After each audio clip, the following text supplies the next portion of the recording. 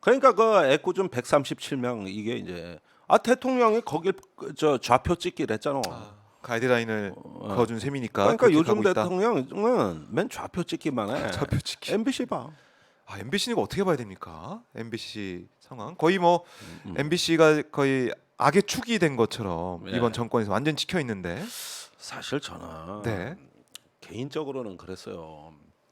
지금 광화문에서 윤석열 퇴진 촛불 집회가 열리고 그런데 네네. 난 좀 속으로 걱정되는 게 이게 너무 빠르지 않나? 집권한 지 6개월밖에 안 됐고 또 윤석열이가 다른 건 몰라도 법에 책 잡힐 어떤 짓을 해가지고 그걸 법으로 자기가 위험에 빠질 리가 절대 없는 놈이거든. 잘하는 게 그거 하나인데 법에 대해서. 그렇게 해서 그 부인이건 장모건 다 빠져나가잖아. 법을 잘하니까. 그렇네요. 아. 그렇게 볼 수 있겠네 결과적으로는. 그래서 빠져나가고 그거 착 잡기가 쉬운 자는 아닌데 조금만 더 지켜보고 하지. 네. 아직까지는 퇴진 얘기할 때가 아니다. 난 이렇게 생각했었거든. 그런데 네. MBC 사태를 보면서 내 마음이 좀 흔들리는 거야.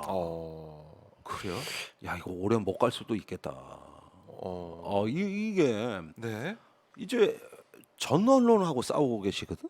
전 언론하고. 그렇지 기자협회, 방송협회, 그렇죠, 또 그렇죠. 현직 언론단체. 영상기자협회, 방송기술인협회 다 나오고 그다음에 출입기자단에게 MBC 징계를 요구했거든. 네. 어떤 조치할 건지 정해서 3개까지 정해놨어요.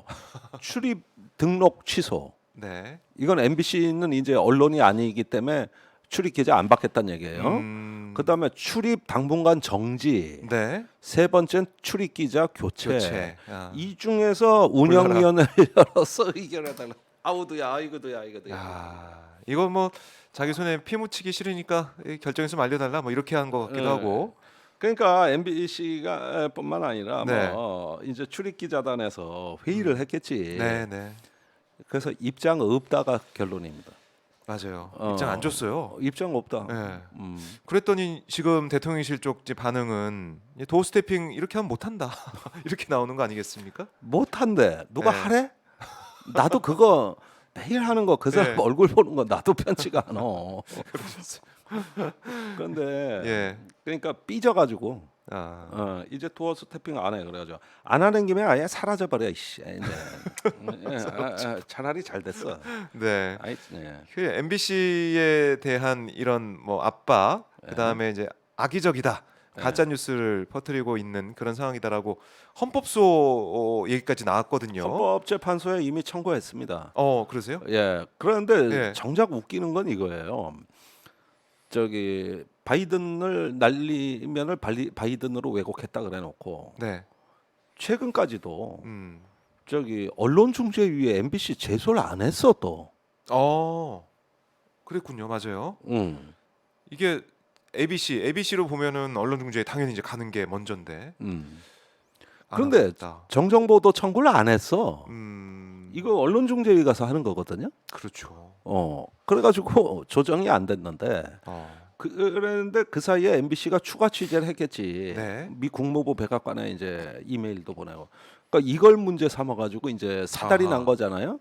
악의적이라고. 그렇죠? 네, 악의적인 10가지 이유 그 중에 하나 들어가 있죠. 네. 미 국무부에 메일 보냈다. 아니, 내용 그런데 보도 안 했다. 그렇게 악의적이고 가짜 뉴스고 국익을 훼손하고 헌법을 위반했으면 하도 뭐 엄청난 얘기를 많이 하니까. 예. 그러면 언론중재에 가야 될 거 아니야. 음.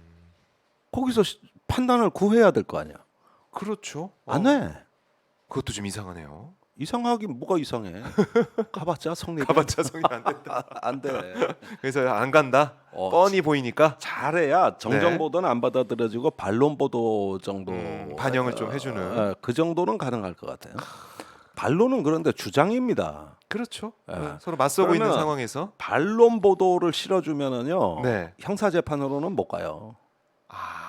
정정 보도를 하라고 네. 언론중재위가 권고를 하는데 만약에 MBC가 그런데 정정 보도를 안 실었다. 네. 그러면 그 다음 순서가 맞아요. 검찰이나 경찰에 고발하는 거예요. 네. 그래서 이제 형사 재판 법의 판단으로 가는 거거든요.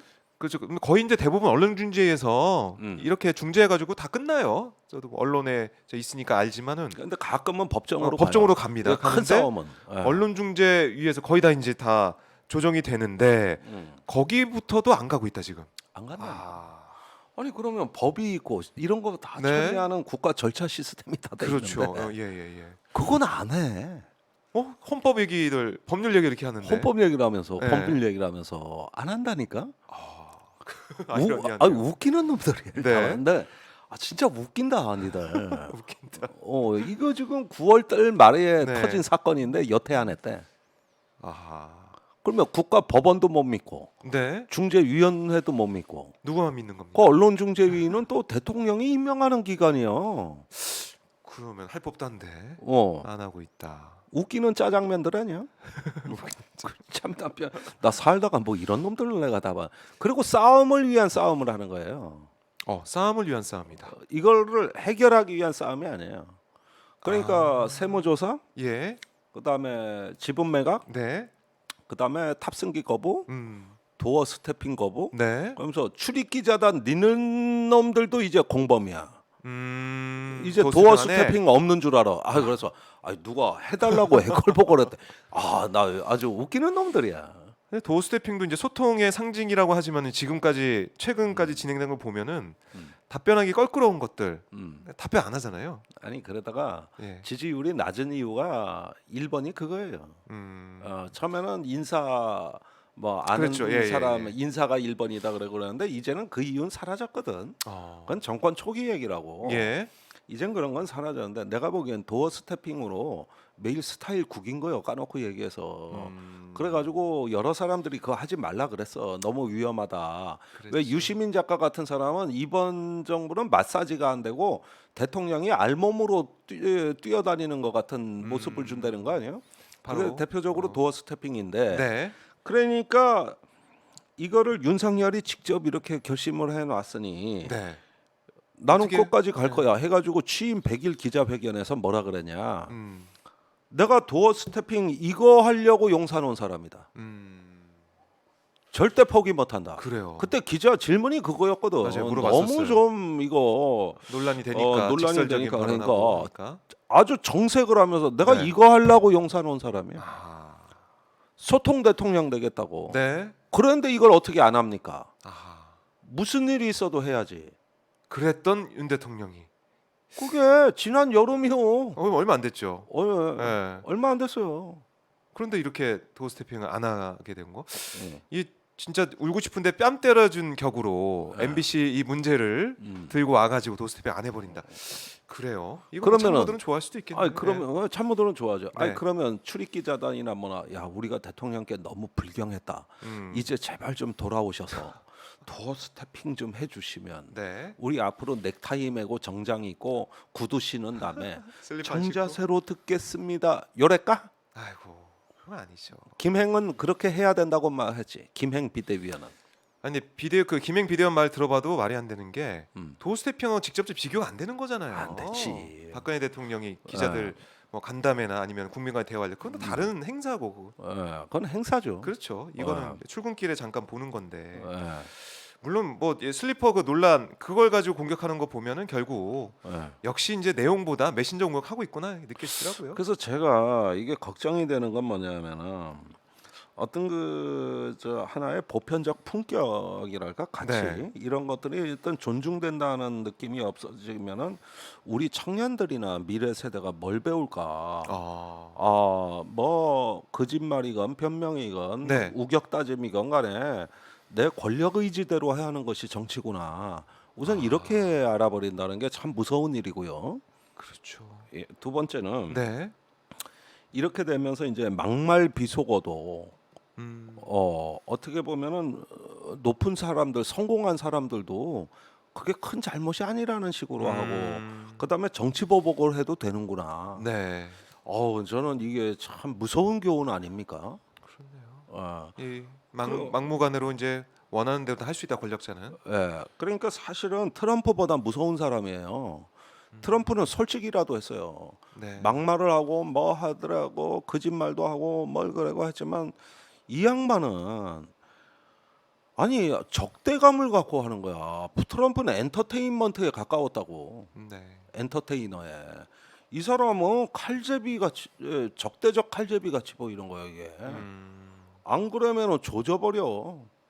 그리고 좀 앞에서는 또 뭐 정확히 얘기는 또 안 하고 아, 뒤에서 네. 이런 보복을 좀 하고 있는 모습이다. 그러니까. 예. 그래서 이게 네. 제가 이 마음이 흔들려요 요즘. 요즘에 야 이게 흔들리는 김종대. 오래 네. 못 가겠는데 빨리 아. 내려올수록 좋은 거 아닌가? 심지어 이상민 장관 같은 사람은 네. 예를 들면 한일 야구전에서 꼭 8회 말에 사건이나 터졌잖아요. 그렇죠. 그때 역전했잖아요. 이승엽 선수도 기억이 나고 그렇습니다. 그랬는데 네. 그때 보면 마구마구 실점하는 일본 투수 같아. 그거 제때 교체 못했다 일본이 아하. 우리한테 진 거 아니야. 그렇죠. 지금 교체 타이밍이 중요한데. 그렇지. 지금 이상민은 네. 체력이 고갈란 8회 말에 선발 투수요. 안 바꿔주면은 네. 팀이 져.